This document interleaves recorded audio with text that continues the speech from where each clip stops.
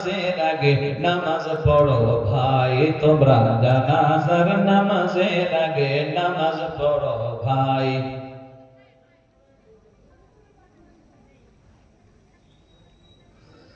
রুকুকারীর সাথে আল্লাহ রুকু করতে বলে, তুমি কেন কাজে বিবর বলো না তাহলে। রুকুকারীর সাথে আল্লাহ রুকু করতে বলে, তুমি কেন কাজে বিবর বলো না তাহলে। দিলটা ডোবাও তিলাওয়াতে নেকি আয়াতে আয়াতে, দিলটা ডোবাও তিলাওয়াতে নেকি আয়াতে আয়াতে।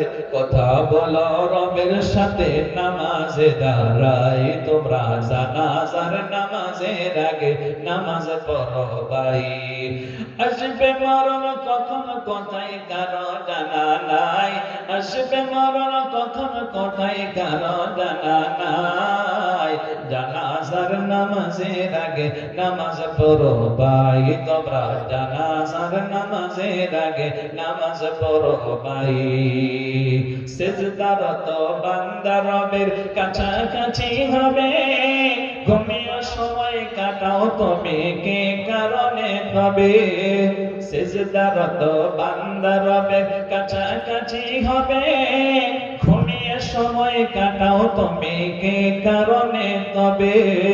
সকাল দুপুর সন্ধ্যা রাতে, সকাল দুপুর সন্ধ্যা রাতে ইবাদতে ইবাদতে মওলা পাকের প্রিয় হতে নামাজ পড়া চাই, তোমরা জানাজার নামাজের আগে নামাজ পড়ো ভাই। আসবে মরণ কখন কোথায় কারো জানা নাই, আসবে মরণ কখন কোথায় কারো জানা নাই। জানাজার নামাজের আগে নামাজ পড়ো ভাই, তোমরা জানাজার নামাজের আগে নামাজ পড়ো ভাই। আমার ভাইরা, সেজন্য সাহাবায়ে কেরাম আযান হওয়ার সাথে সাথে দৌড়িয়ে মসজিদে চলে যেতেন।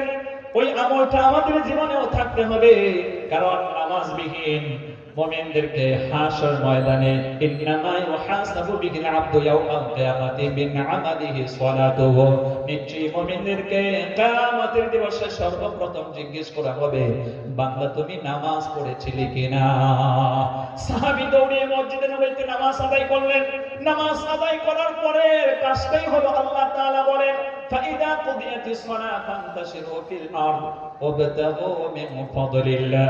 নামাজ সালাত শেষ হয়ে গেছে, এখন তুমি মসজিদ থেকে বের হয়ে তুমি হালাল পথে ইনকাম করবে, আল্লাহকে বেশি স্মরণ করবে, বেরিয়ে পড়ো।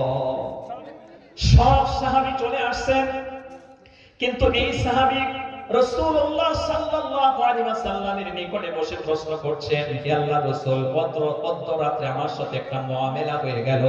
আমি গভীর রাতে কোরআন তিলাওয়াত করি, আকাশ থেকে জোনাকি পোকার মতন কি যেন আসে যায়, ভয়েতে আমার ঘড়ি লাফাতে শুরু করলে আমি তিলাওয়াত বন্ধ করি। আল্লাহর রাসূল এই খবর শোনার সাথে সাথে সাহাবীকে বলছে, ও সাহাবী, তুমি কেন তিলাওয়াত বন্ধ করলে, পড়তে থাকলে না কেন? সাহাবী তখন বলছে, হে আল্লাহর রাসূল, তিলাওয়াত করব কেমনে, আমার যে ভয় লেগে যায়, ঘড়িটা লাফাচ্ছিল, আমার সন্তানকে আঘাত করে মেরে ফেলে নাকি, এই ভয়েতে তিলাওয়াত বন্ধ করি। আল্লাহর রাসূল বলেন, আল্লাহ রাসূলকে বলেন, তারপরে আবার আমি তিলাওয়াত শুরু করলেই নবীজি বলেন, তুমি পড়তে থাকলে না কেন, পড়তে থাকলে না কেন? আল্লাহ রাসূল বলেন, তুমি যদি ফজর পর্যন্ত পড়তে থাকতে, ওই আকাশ থেকে জোনাকি পোকার মতন যা আসছিল, তোমার আশেপাশের গ্রামবাসী তা অবলোকন করতে পারত, প্রখ্যাত দেখতে পারত, তুমি পড়তে থাকলে না কেন? তখন ওই সাহাবীর প্রশ্নের জবাবে আল্লাহ রাসূল বলেন, তুমি যে কোরআন তিলাওয়াত করছিলে, এই কোরআন তিলাওয়াত করার কারণে আল্লাহ তোমার প্রতি বড় সন্তুষ্ট হয়েছিল। সন্তুষ্ট হয়ে আল্লাহ রহমতের ফেরেশতাগুলো আল্লাহ রহমত নাজিল করছিলেন, আর ওই ফেরেশতারা নিয়ে আসছিল তোমার বাড়িতে নাজিল করছিল। সেই ফেরেশতাকে দেখে আমি তুমি তো দেখতে পাই না, কিন্তু ওই জংলা প্রাণীকে বলে এই চার পা পশু, ওই ঘড়িটা তা দেখতে পাচ্ছিল। অসংখ্য ফেরেশতা দেখে সে ভয় পেয়ে গিয়েছিল। আল্লাহু আকবার। সুতরাং আমার ভাইরা, এই হাদিস আমাদেরকে প্রমাণ করে আমরা যদি ঘরে কোরআন তিলাওয়াত করি, আমার বন্ধুগণ, আল্লাহর রহমত পতিত হতে থাকবে, নাজিল হতে থাকবে। সুতরাং আমরা বেশি বেশি কোরআন তিলাওয়াত করব। আর এই কোরআন তিলাওয়াতের জন্য কমসে কম একটা সন্তানকে বিজ্ঞ বানাতে হবে, বিজ্ঞ বানাতে হবে। ওয়ারাত্তিলিল কুরআন তারতিলা, আল্লাহ পাক বলেন, ও নবী আপনি কোরআনটাকে তারতিলের সহিত তিলাওয়াত করুন। তারতিল মানে হচ্ছে এর উচ্চারণ খুব মানে পরিশুদ্ধ হতে হবে, গ্রামার ফিট করে পরিশুদ্ধ উচ্চারণের মাধ্যমে থেমে থেমে অর্থ বুঝে দৃঢ়তার সাথে আস্তে আস্তে আপনি এভাবে কোরআনটা তিলাওয়াত করতে থাকুন। আল্লাহু আকবার। সুতরাং যেভাবে কোরআন তিলাওয়াত করলে আল্লাহর রহমতের ফেরেশতা নাজিল হতে থাকবে, এই কোরআন তিলাওয়াত আমরা আওয়াম মানুষ যারা তিলাওয়াত করি এটা কিন্তু ওইভাবে হয় না। ওয়ারাত্তিলিল কুরআন তারতিলা, পরিশুদ্ধভাবে কোরআন তিলাওয়াত করতে হলে কমসে কম একটা সন্তানকে আপনি মাদ্রাসায় ভর্তি করাতে হবে। আর ওই মাদ্রাসায় হুজুরের পাশে বসে বসে তিনি শিখিয়ে দেবেন, গ্রামার সহ উচ্চারণ সহ শিখাবেন। ওইভাবে কোরআন তিলাওয়াত যখন করা হবে তখন আল্লাহর ফেরেশতা নাজিল হতে থাকবে রহমত নিয়ে। আল্লাহু আকবার।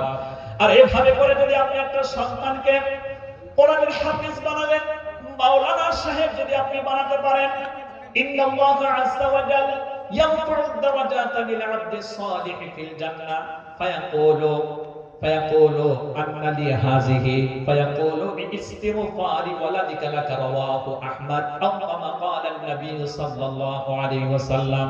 আল্লাহ রাসূল বলেন, কিছু মা বাবা আল্লাহ তাদের জান্নাত দেবেন। জান্নাত দেওয়ার পরে জান্নাতে পৌঁছে, জান্নাতে কয়েকটা ক্লাস আছে, কয়েকটা শ্রেণী আছে, মিনিমাম 8টা ক্লাস আছে। First position, second position, third position, তারপরে 4 পজিশন, 5 পজিশন, 6 পজিশন, 7 পজিশন এবং 8 পজিশন। এই 8টা পার্ট আছে, 8টা পজিশন আছে। যে দুনিয়ায় থাকাকালীন মনে করেন ওই লোকটা 5 নাম্বার পজিশনে জান্নাতে যাবে, কিন্তু দেখা গেল তাকে আল্লাহ তাআলা জান্নাতুল ফেরদাউস দিয়ে ফেলেছেন, 1 নাম্বার পজিশনের জান্নাত দিয়েছেন। তখন লোকটা বড় খুশি হবে। আল্লাহু আকবার। 16 নম্বর পারার ভিতরে আছে, ইন্নাল্লাযীনা আমানু ওয়া আমিলুস সলিহাতি কানাত লাহুম জান্নাতুল ফিরদাউসি নুজুলা। 107 নম্বর আয়াত সূরা আল কাহফের ভিতরে বলা হয়েছে, আল্লাহ তাআলা বলেন, নিশ্চয়ই যারা ঈমান আনয়ন করবে, আমলে সলিহ অর্জন করবে, আমি তাদের জান্নাতুল ফিরদাউস দান করব। আল্লাহ রাসূল মেরাজ শরীফ থেকে এসে বলেন, ওমর উম্মতেরা, তোমরা যখন আল্লাহর কাছে জান্নাত কামনা করবে, দোয়া করবে, তখন তোমরা বলবে, আল্লাহ আমাদেরকে জান্নাতুল ফেরদাউস দান করুন। কারণ জান্নাতুল ফেরদাউসের ভিতরে সবচেয়ে বেশি ভালো ফেসিলিটি, এটা তোমরা চাইবে। তো মা বাবা তারা 5 নম্বর পজিশনে থাকার কথা ছিল, কিন্তু জান্নাতুল ফেরদাউসে যখন পজিশন পাবে তখন তারা বলবে, আল্লাহ তাআলা এত ভালো কাজ তো আমরা করি নাই। হ্যাঁ, আমরা জান্নাত পাওয়ার কাজ করেছিলাম, কিন্তু আপনি 1 নম্বরে আমাদেরকে দিলেন, এটা কেন দিলেন? তখন ওই মা বাবাকে বলা হবে, দুনিয়ায় থাকাকালীন তুমি তোমার একটা সন্তানকে কোরআনের হাফেজ বানিয়েছিলে, মাওলানা সাহেব বানিয়েছিলে। তুমি ইন্তেকাল করার পর তোমার সন্তান বারবার এই কোরআনটা তিলাওয়াত করত, কোরআন মোতাবেক আমল করেছে। লিওয়াফিয়াকুম উজুরাকুম ওয়া ইয়াসিদাকুম মিন ফাদলি। আল্লাহ তাআলা বলেন, লিওয়াফিয়াকুম উজুরাকুম, সুতরাং তাদেরকে আজর দেওয়া হবে, পরপর তাদেরকে আজর দেওয়া হবে। লিওয়াফিয়াকুম উজুরাকুম ওয়া ইয়াসিদাকুম মিন ফাদলি। আর আল্লাহ তাআলা ফজলটা বাড়ায়া দিতে থাকবেন, বেশি করে দিতে থাকবেন। অর্থাৎ আপনার সন্তানকে কোরআনের হাফেজ যখন বানিয়ে ইন্তেকাল করবেন, এই বাচ্চা বারবার কোরআন তিলাওয়াত করবে, কোরআন কেন্দ্রিক আমল করবে, বারবার তিলাওয়াত করবে, আর মর্যাদা বাড়বে। আর এই সন্তান আপনার জন্য দোয়া করবে। দোয়া করলে আল্লাহ তাআলা এই নেক সন্তানের আমলের থেকে একটা পার্সেন্ট আমল আপনি অবশ্যই হাসিল করতে থাকবেন। এর বিনিময়ে আল্লাহ তাআলা জান্নাতে আপনার সুউচ্চ মাকাম দান করবে, জান্নাতুল ফেরদাউস দান করবে। আল্লাহু আকবার। এজন্য একটা করে সন্তান হলেও কোরআনের হাফেজ বানান, মাওলানা বানান, কিয়ামতে এর দ্বারা আপনি উপকৃত হতে পারবেন। আল্লাহ পাক আপনার মর্যাদা জান্নাতে বাড়িয়ে দেবে।